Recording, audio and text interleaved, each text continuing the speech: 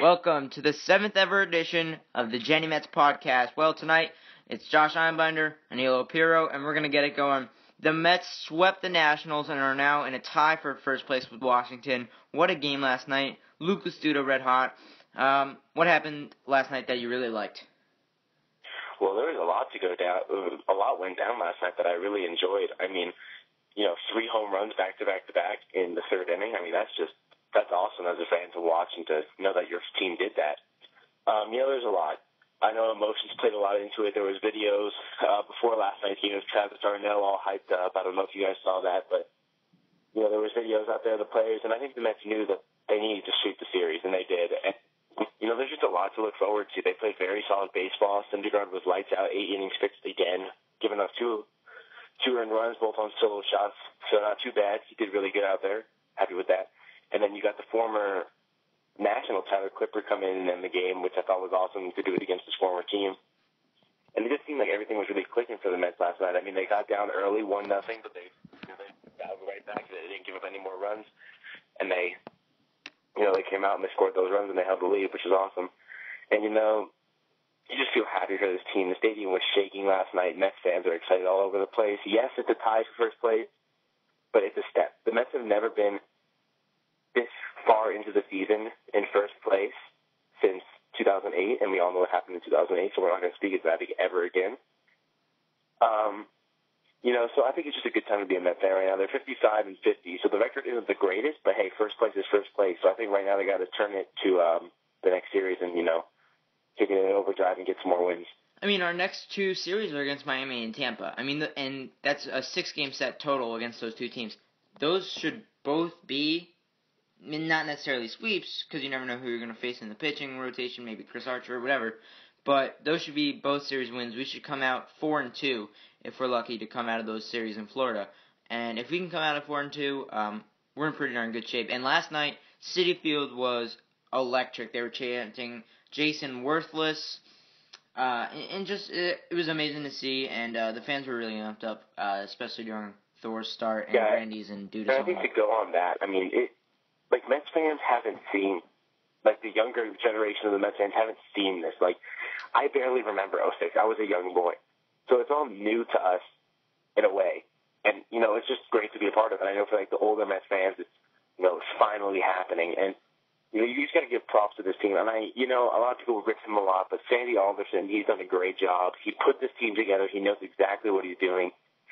And, last night in the crowd filled with, it was a sellout crowd. The stadium was shaking. They were chanting overrated to Bryce Harper. Jason Worthless. They were loud. It reminded me a little bit of the '86 squad. And the '86 squad, they were in your face. They were very cocky, but they won. And I'm not comparing them at all, but it gave me the '86 atmosphere again, which is something I was never really able to experience. But it's something that I wish I was able to experience, and this is probably one of the coolest things I've witnessed as a Mets fan before. And transitioning to tonight's series against Miami, you're going to have Bartolo Colon on the mound. He's been struggling. His age is showing. He's 9-10 with a 4.96 ERA and looks to bounce back from his last rough start. So I think for Bartolo, it couldn't have come at a better time to go and get the start right now because you're going up against a struggling Miami team. And, he knows what he's doing. It's a dome. I'm pretty sure, I hope the dome will be closed, so the ball might not travel as much. You don't really know. But I think Bartolo's got to come out tonight, and he's got to prove himself and why he's a 40-year-old man and can still pitch. So I think I look for Bartolo to produce pretty well tonight. And what's your prediction for tonight's game? Final score? Final score, the way the offense has been going, I'm not going to give them too much. I'm thinking maybe 5-2, like last night, 5-3. I think they'll put up 5 runs for sure. You never know with Bartolo. I think you go 5-3, or if Bartolo has a bad outing, it could go 7-4 Mets lose. You don't really know with Bartolo right now. But, I think they'll get, for the most part, I think they'll get the win. I think they're really energized and they want to really solidify themselves in first place. So, I mean, and you got to hope, the Mets can keep winning this because the National schedule is pretty easy this next week. They got the Diamondbacks coming into Washington, and should be a very relatively easy schedule for them. So that kind of concerns me a bit on their front. They have a easier schedule the next couple of weeks, and those should be wins. But luckily in later August, they play some hard teams. I know they play the Cardinals, so we're kind of in luck with that situation. And looking at their schedule currently, Arizona and Colorado come to town over the next week, but then they'll go out to play Los Angeles and San Francisco the 10th through 16th of August, and that should not be that easy. So the Mets have a leg up here in August, definitely, to try and take a division lead. What would you say is a comfortable lead for the Mets if they can kind of go ahead of the Nationals? I don't really know if you want to talk about a lead necessarily. I mean, you're tied. It's not like you're already in first. You got to worry about yourself right now. And I know people want to think about, how many games out are the Nationals or how did the Nationals lose today? Yeah, that's important. But the one thing, the Mets need to win their ball games. Because the Mets could lose 5 in a row and the Nationals could win 5 in a row and, well, that's over. So I think the biggest thing is not to worry about how much lead you have, not how much of a lead you have in the division, but that you're winning your ball games and you're winning your ball games effectively. And you're getting good team effort from everyone, and it's just a very pleasant sight to see. And, you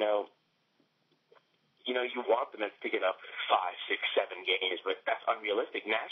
Washington is a very good ball club. But, we are also a good ball club. So I think right now the Mets should block out how many games that they are in front of the Nationals, and they need to worry about themselves and winning their ball games. And on the transaction front here, Kirk Neuenheit's the 15-day DL with a pinched nerve. Michael Conforto was recalled from Las Vegas. Actually never flew to Las Vegas. They kept him in New York, knowing that they would place Kirk on the DL. Obviously, Conforto does not have a big league hit since that 4-hit game a few Saturdays back. What can he do to try and boost his game a little bit? Because right now, those last couple games he played, he struggled. I mean, they were pitching him on that outside corner. He wasn't swinging at those pitches, and they were calling those strikes. Yeah, I mean, sending him down to AAA might not have been the worst option, so he gets more repetition. But, now that he's back up here, I think he's got to hit the cages, repetition. I think that already helped with the presence of Spez in the lineup. I mean, you're going to have more protection. So, and I think now with the older guys like Juan Uribe, Kelly Johnson, you have the more veteran presence. I think they'll be able to help him out a little bit more. But, the kid will figure it out. He's a pure hitter. He has a sweet stroke every time you see him swing the bat. And, I know it's been a while since he's really produced for us, but he's like 22 years old. You got to take it easy on him. I think he'll be fine. Once Kirk if he's producing, once Kirk comes back, then you keep him up. But if he's not producing, I'm sending him down. And I'm not doing that just because I don't like him. I love the kid. You got to send him down so he gets his repetition, kind of like what they did with Travis d'Arnaud last year. They sent him down, and he tore it up down there, called him right back up, and it was smooth sailing from there. So I think, he's just got to figure it out on his own. He's got a sweet swing. I think he'll figure it out. And maybe, this might be a little strange because Brandon Nimmo, came out of high school, so he definitely needs a little bit more time to develop in AAA.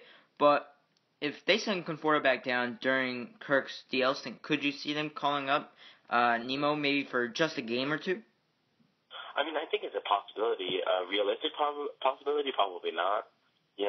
Sandy, I know, is more, he's leaning towards keeping the young hitters that aren't as established down in the minors, which is why he debated calling up Conforto. I think he called up Conforto more because the fans wanted it and they needed the spark in the offense. It worked. But I don't think we'll really see Nimmo. I don't know if he'll have too much of an impact. I think he would. But I think it could be a smarter option. Don't pressure the kid right away. I think the lineup we have now, with d'Arnaud coming back and Wright coming back pretty soon, I think we should be all right. And do you have any updates on Steve Matz and his injury? Well, there hasn't been really anything in the past 2 days. I tweeted an article out on Geny. You guys can check that out about the latest Steven Matz update. His left flat is improving slowly, but not enough to the point that he could throw. So Sandy Alderson said, it has improved, but they don't want him to throw yet. They're not going to push him back. So they're hoping maybe in the next couple of weeks that he can start throwing and then, start rehabbing some more. And then they're going to ease him back into minor league games down there in Port St. Lucie. And then the update on David Wright, actually. David, apparently, coming back very strong. You see the videos of him fielding grounders up there, so they're going to ease him back in. He's supposed to start a rehab assignment sometime next week down in Port St. Lucie. They're going to, ease him back into some minor league games, and then hopefully we'll see him up in a few weeks, which will be good for him. So that's your updates right there for the injuries. And then that definitely deepens the lineup. I mean, once we get David back, Cespedes, Duda, David, Murphy, Grandy, and these guys are all kind of getting hot right now. So with DW5, I mean, I think that's going to be a real positive impact. Yep. All right, that'll do it. Geny Mets Podcast number 7. Anilo Piro, Josh Einbinder. We'll see you later.